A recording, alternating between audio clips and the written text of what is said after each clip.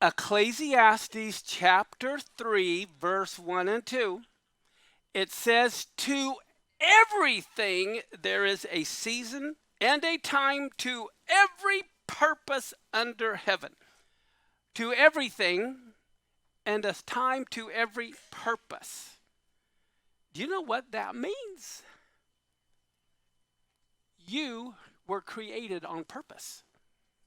I mean, a lot of people, let's say they're adopted or something happened, they wonder.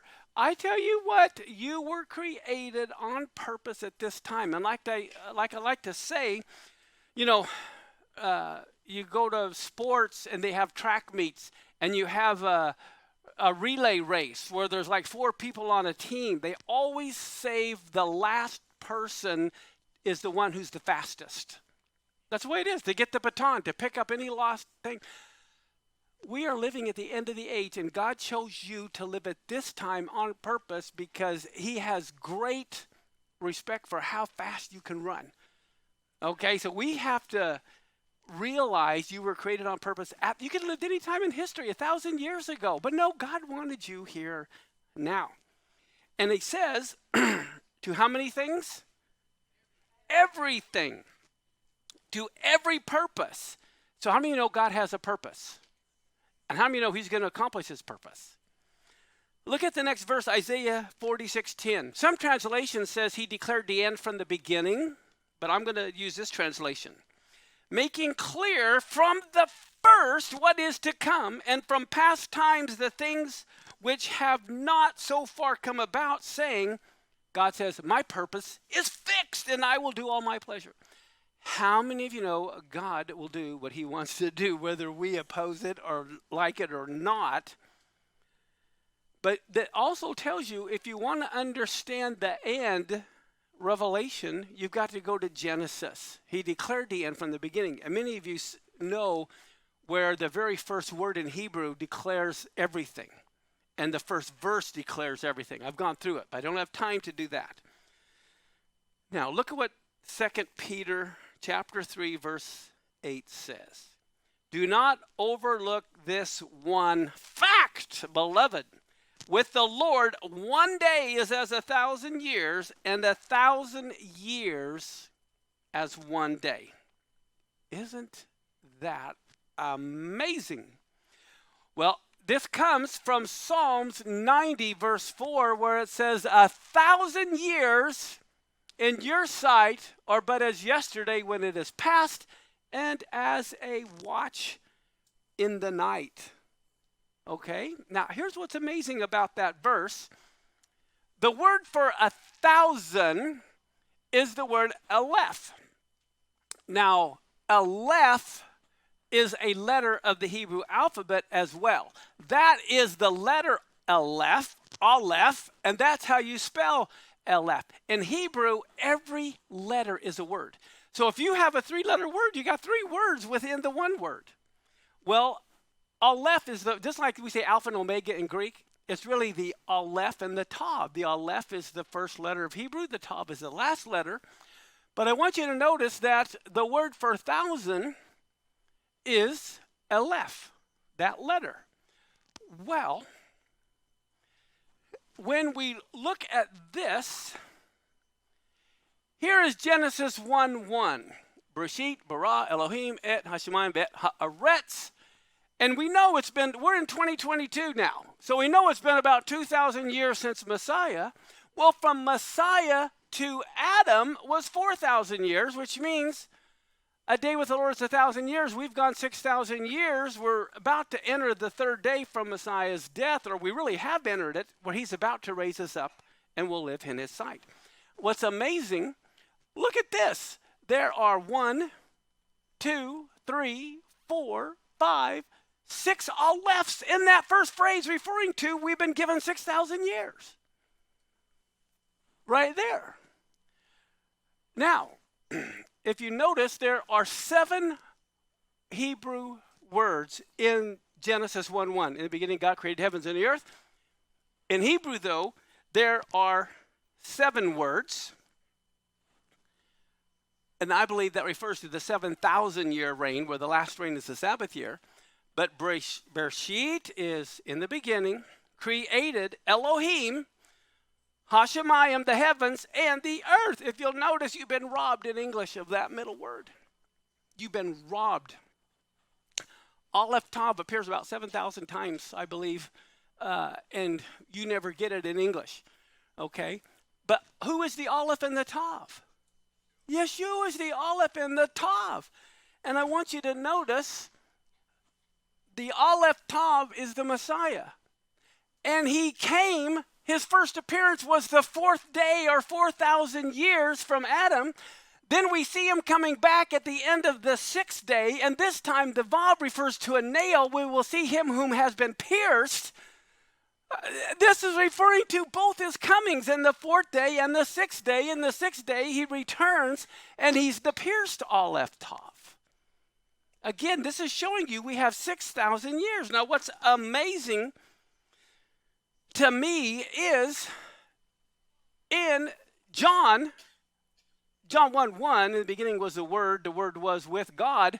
Well, when you say in the beginning was the Word, Aleph Tav is like our A to Z, everything in the dictionary. So here, in the beginning was the Aleph Tav, the Word. And then in Revelation, what do we find? He looks and he sees a menorah. And notice there are 7 branches in a menorah. Each branch is for one of these words. And in the middle is a flame of fire. And it says, I turned to see the voice that spoke with me. Being turned, I saw 7 golden candlesticks. In the midst of 7 candlesticks, one like unto the Son of Man. Because Yeshua is the middle branch of the menorah, the Aleph Tav that he saw. And this is referring in Revelation back to Genesis 1:1. He declared the end from the beginning. Now, when it comes to the calendar, people are always talking about the end of the world. Oh my gosh, remember Y2K. History. God does not use our pagan Gregorian calendar. How about the Mayan calendar is going to end? Whoa, guess what? God does not use the Mayan calendar. He doesn't use the Muslim calendar. He doesn't even use the Chinese calendar. Okay, God is going to use his calendar. Now, in Genesis 12, Abram was 75 years old when he departed out of Haran. How many of you know what year Abraham was born? From Adam. If you go from Adam all the way to Abraham's birth, when you add up all the begats, Abraham was born in 1948.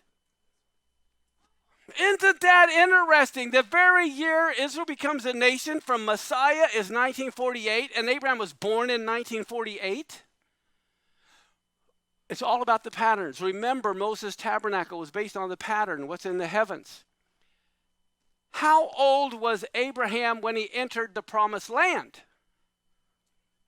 Does anyone remember how old he was? He was 75. Well, 1948 plus 75 means we might enter the promised land in 2023.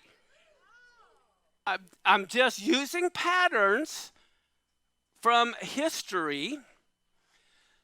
Okay. Look at Revelation 10, 1 through 4. John saw a strong angel coming out of heaven. Now, you have to remember, angel is not a correct translation. Messenger. This is a messenger.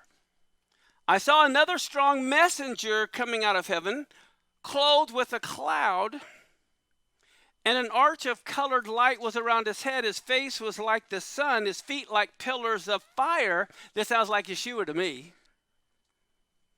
He had in his hand a little open book, and he put his right foot on the sea, his left on the earth, and he gave a loud cry like the angry voice of a lion. Yep, that sounds like Yeshua, the Lion of the tribe of Judah. And at his cry, the voices of the 7 thunders were sounding. And when the 7 thunders had given out their voices, I was about to put their words down, and a voice from heaven came to my ears saying, keep secret the things which the 7 thunders said, and do not put them in writing. John is the only one in human history who heard what the seven thunders uttered. He knows what they said, and he didn't share it with us. Okay? He didn't even put it down in writing. And he said, keep this secret. Well, let's go to Revelation 10:7. We see, but in the days of the voice of the seventh angel, when the sound of his horn is about to come, then will the secret of God be complete, of which he gave the good news to his servants, the prophets. So we see John heard what the seven thunders uttered. He couldn't write it down. He put it in a book, and then he was told to eat the book. Right? Okay, so he doesn't write it down, but he eats the book, but he heard what was said. This verse is missed by everybody. I don't think anybody sees this or has commented on it. Look at then what it says. Revelation 10:10. John says, I took the little book out of the angel's hand and ate it up. It was in my mouth sweet as honey, and as soon as I had eaten it, in my belly it was bitter. And he said to me, you must prophesy again before many peoples, nations, tongues, and kings. Now, when it comes to the two witnesses, I believe the two witnesses will be Moses and Elijah, but if you remember, they're confined to Jerusalem. They are in Jerusalem for 3.5 years, and I believe they are the two witnesses to the Jewish people. But I believe in the mouth of 2 or 3 witnesses, John will come back, and he also will be a witness to the church, to the Gentiles. He's the only one who heard, and he says, you're going to prophesy again. He couldn't put it in writing, therefore what he heard was not put in the book of Revelation. Okay, this is something that only he's heard that will be revealed. And so I believe John also is coming back because it explicitly said, you will prophesy again. That is verbally. He's going to be speaking. That's a life voice, not a written, because he couldn't write it down.